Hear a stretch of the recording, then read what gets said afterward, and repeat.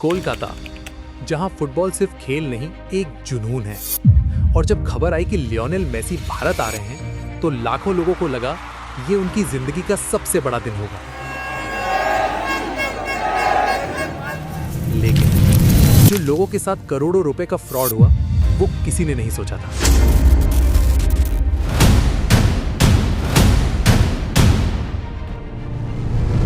हाँ दोस्तों, आज हम बात करेंगे कोलकाता में घटी पूरी घटना के बारे में और उस सच्चाई की जो किसी ने खुलकर नहीं बताई।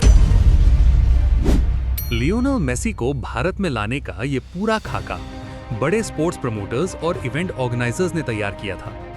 इस ऐतिहासिक दौरे के पीछे उनका मकसद बेहद साफ और बड़ा था।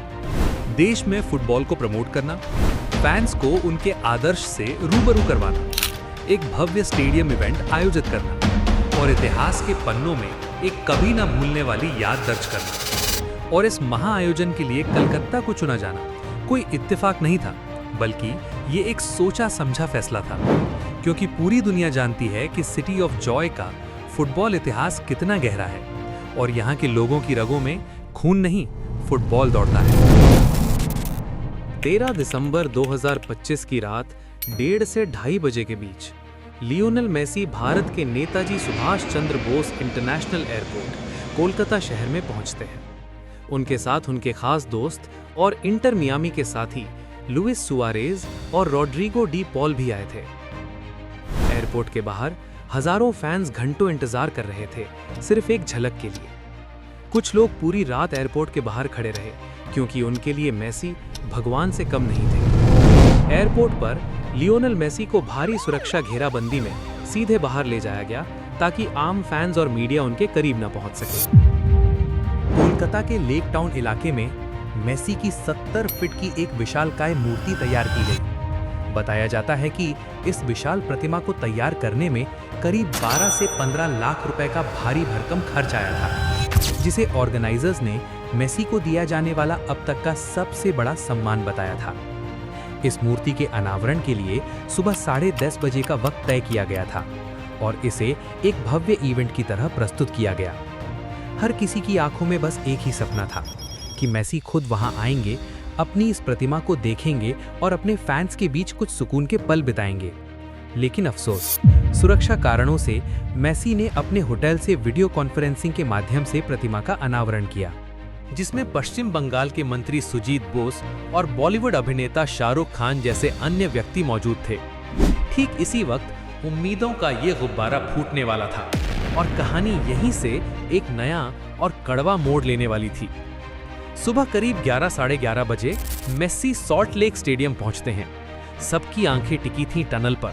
मेसी आए, लेकिन अकेले नहीं। उनके चारों तरफ थी एक दीवार। ये दीवार थी नेताओं, अधिकारियों और उनके रिश्तेदारों की, जिन्होंने 15,000 का टिकट लिया। उन्होंने मेसी का चेहरा तक ठीक से नहीं देखा। क्या होगा? 500 आदमी घेर के रखा मेसी को, सब नेता भी नेता लोग। हम लोग को क्यों बुलाया? ये देखिए टिकट, 10 आदमी लोग क्या करने आएंगे हम लोग? पब्लिक मतलब बेवकूफ है बंगाल में। कुछ लोग तो अपनी खुद की शादी छोड़कर मेसी को देखने आए थे। 13 तारीख है, सबको पता है कोलकाता में मेसी आने वाला है। मेरा शादी है आज, शादी छोड़ के आए। फैंस के उस बेकाबू हुजूम और लगातार बढ़ती क्राउड को देखकर मेसी की इंटरनेशनल सिक्योरिटी टीम ने तुरंत इमरजेंसी इवैक्यूएशन का फैसला लिया। ड्यूटी पर तैनात बड़े-बड़े पुलिस अधिकारियों और सीनियर ऑफिसर्स को भी मेसी के करीब जाने की इजाजत नहीं थी। सुरक्षा कर्मियों को लगा कि अगर मेसी एक पल भी और वहां रुके तो भीड़ उन्हें घेर सकती है। वो सिर्फ 15 मिनट रुके और कुछ मिनट के लिए हाथ हिलाकर चले गए।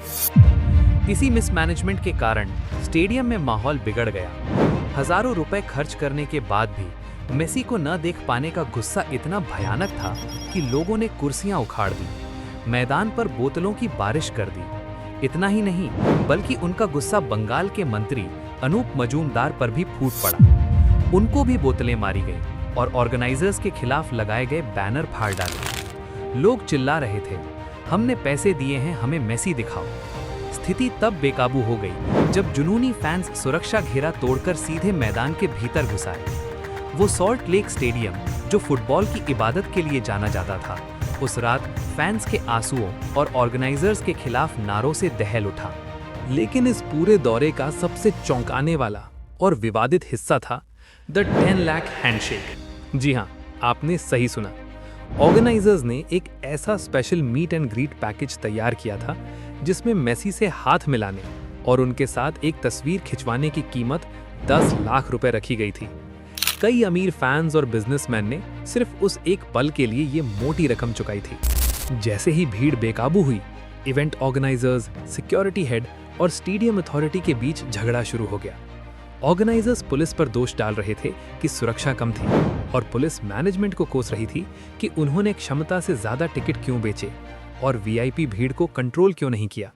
लियोनेल मेसी को भारत लाने में मुख्य रूप से एक खेल प्रमोटर और आयोजक शताद्रु दत्ता शामिल थे। ये आयोजन उनकी कंपनी ए शताद्रु दत्ता इनिशिएटिव के तहत किया गया था।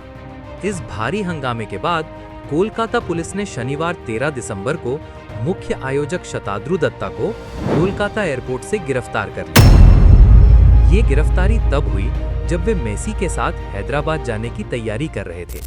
रविवार 14 दिसंबर को दत्ता को बिधान नगर कोर्ट में पेश किया गया, जहां उनकी जमानत याचिका खारिज कर दी गई और उन्हें 14 दिनों की पुलिस हिरासत में भेज दिया गया।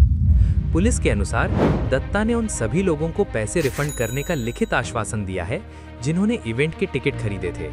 लियोनेल मेसी को भारत लाने में करीब 150 करोड़ रुपए खर्च किए गए। इस पर भारतीय फुटबॉल जगत के एक प्रमुख और दूरदर्शी व्यक्तित्व रंजीत बजाज ने कहा, अगर यही पैसा हमारे देश के युवा खिलाड़ियों पर लगाया जाए तो भारत से न सिर्फ 10 मेसी तैयार हो सकते हैं, बल्कि वे विश्व कप जीत कर भी दे सकते हैं और इसकी जिम्मेदारी लेने को भी वे तैयार हैं। इस पूरे मुद्दे पर आपकी क्या राय है? कमेंट में जरूर बताइए और ऐसे ही तथ्यपूर्ण और गहराई से की गई जानकारियां देखने के लिए हमारे चैनल ओम डिंगोरे ब्लॉग्स को सब्सक्राइब करें। वीडियो पसंद आए तो लाइक करना न भूलें। तो चलो दोस्तों, मिलते हैं नेक्स्ट वीडियो में।